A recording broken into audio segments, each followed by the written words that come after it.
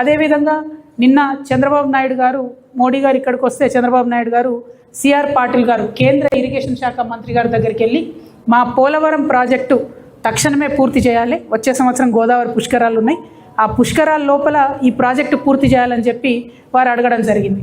నేను మన ముఖ్యమంత్రి గారిని అడుగుతా ఉన్నా, మీ గురువు గారిని చూసినా దయచేసి బుద్ధి తెచ్చుకోండి.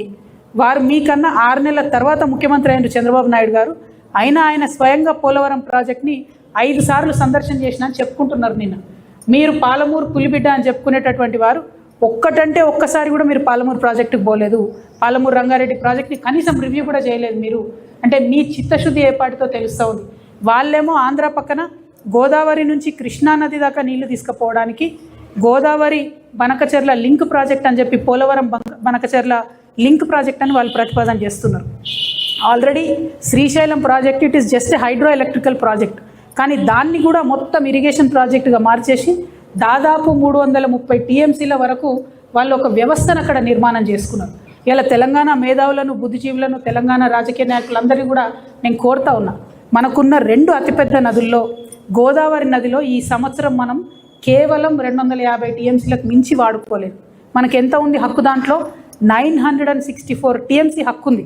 కానీ తెలంగాణ వచ్చి 13 ఏళ్ళైనా ఇప్పటి వరకు కూడా ఈ సంవత్సరం కూడా ఓన్లీ 250 టీఎంసీ మనం వాడుకున్నాము.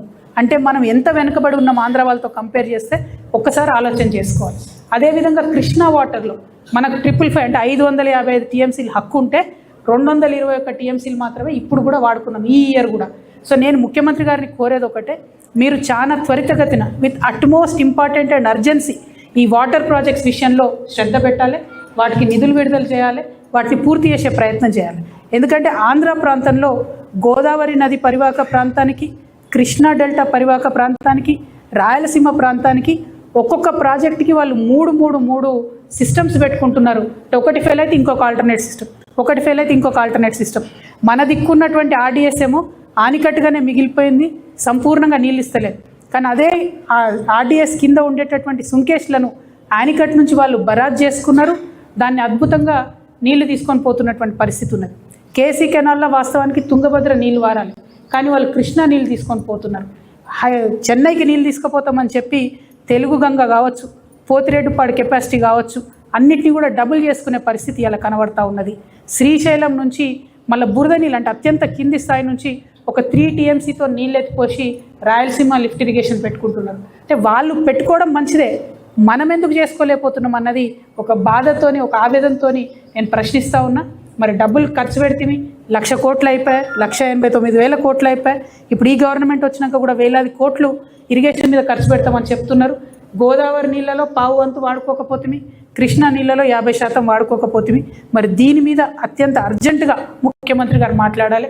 మా వంతుగా మేము తెలంగాణ రక్షణ సేన నుంచి గోదావరి, కృష్ణాల నదీ జలాలను చక్కగా వాడుకోవడానికి మేము ఖచ్చితంగా ప్రజలు మాకు అవకాశం ఇస్తారు, మేము అధికారంలోకి వస్తాం. మా పార్టీ తరఫున వాటర్ కమిషన్ ఏర్పాటు చేస్తాం. అదేవిధంగా ఈ 2 నదుల నీళ్లను మనం ప్రతి సాగుయోగ్యమైనటువంటి ప్రతి గుంట భూమికి కూడా నీళ్ళు ఇవ్వడానికి 3,000 ఎకరాలకు ఒక లష్కర్ని నియమిస్తాం. వాళ్ళ పని ఏముంటుందంటే ఎక్కడ కాలువ వచ్చింది, ఎక్కడ రాలేదు, ఏ చిన్న కాలువలో ఏ రిపేర్ ఉంది, ఏ పొలానికి కాలువ వస్తలేదని చూసేటటువంటి ఒక వ్యవస్థను ఏర్పాటు చేస్తాం. గోదావరి, కృష్ణ పెద్ద నదులు కాకుండా అనేక నదులు ఉన్నాయి, మన ప్రాంతంలోనే పుడతాయి, మన ప్రాంతంలోనే అవి గోదావరిలోనూ కృష్ణలో కలిసిపోతాయి. మూసీ కావచ్చు, ఇంకా అనేక నదులు ఉన్నాయి.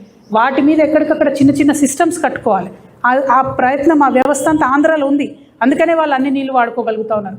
ఇదే సంవత్సరం కృష్ణలో 771 టీఎంసీలు ఆంధ్ర వాడుకున్నది, మనం కేవలం 221 టీఎంసీ వాడుకున్నామంటే మనం ఆ సిస్టమ్ డెవలప్ చేసుకోవాలి. మీరు చూసినట్టయితే జూరాల నుంచి మొదలు పెడితే అసలు కిందికి ఆంధ్రకు నీళ్ళు పోయేంత వరకు కూడా దాదాపు 150 కిలోమీటర్లో ఒక్కటి కూడా మన దగ్గర ఎక్స్ట్రా సిస్టమ్ లేదు, చిన్న ఆనికట్ లేదు. మేము ఖచ్చితంగా అధికారంలోకి వచ్చిన తర్వాత చిన్న నదుల మీద గేట్లతో కూడిన చెక్ డ్యామ్లు కడతాం, 100 సంవత్సరాలు ఉండేటట్టుగా వాటిని కడతాం.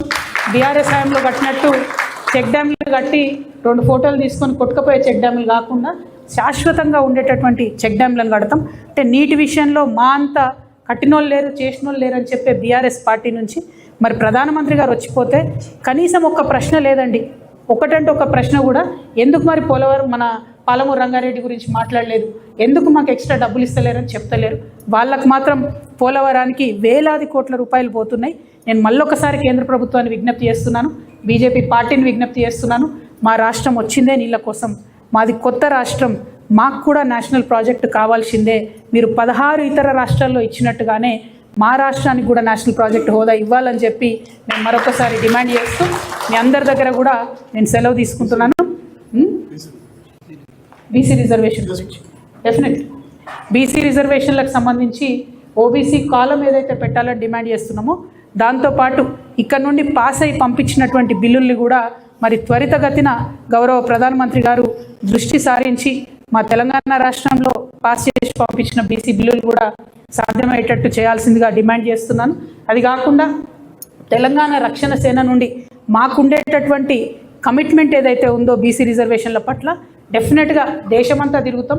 50% బీసీ రిజర్వేషన్ దేశవ్యాప్తంగా ఉన్న చట్టసభల్లో, అదేవిధంగా విద్యా సంస్థల్లో, ఉద్యోగాలలో సాధించడానికి మా వంతు ప్రయత్నం ఖచ్చితంగా చేస్తాం. నీటి విషయంలో కూడా మేము ఇదివరకే ఎప్పుడైతే పోలవరం బనకచెర్ల వాళ్ళు మొదలుపెట్టినరో ఆనాడే చీఫ్ జస్టిస్ ఆఫ్ ఇండియాకి సుప్రీంకోర్టు వారికి మేము రాయడం జరిగింది. వారిని సుమోటోగా స్వీకరించమని చెప్పి మేము అడగడం జరిగింది. దాన్ని మేము రిట్ పిటిషన్గా కన్వర్ట్ చేస్తాం. మన తెలంగాణ ప్రభుత్వం యాక్టివ్గా బనకచెర్ల ప్రాజెక్ట్ని అడ్డుకోకపోతే మేము తప్పకుండా టీఆర్ఎస్ నుండి పోరాటం చేస్తాం, లీగల్గా కూడా ఫైట్ చేస్తాం అనే విషయాన్ని చెప్తున్నాం. సిఆర్ పాటిల్ గారిని అపాయింట్మెంట్ అడుగుతాం మేము ఖచ్చితంగా.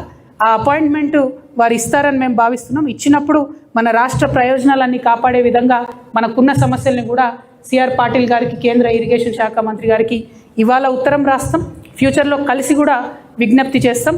నీళ్ళ కోసమే పుట్టినటువంటి పోరాటం, నీళ్ళ కోసమే వచ్చినటువంటి రాష్ట్రం. అన్ఫార్చునేట్లీ 13 సంవత్సరాల్లో కూడా మనం ఏమాత్రం కూడా అడ్వాంటేజ్ తీసుకోలేకపోయినాం. కాబట్టి ఆ వ్యవస్థ కోసం టీఆర్ఎస్ పార్టీ, తెలంగాణ రక్షణ సేన పోరాడుతుందని తెలియజేస్తూ సెలవు. Thank you. జై తెలంగాణ. షేర్ చేయండి, లైక్ చేయండి, సబ్స్క్రైబ్ చేయండి. మరిన్ని వీడియోల కోసం బెల్ సింబల్ పై క్లిక్ చేయండి.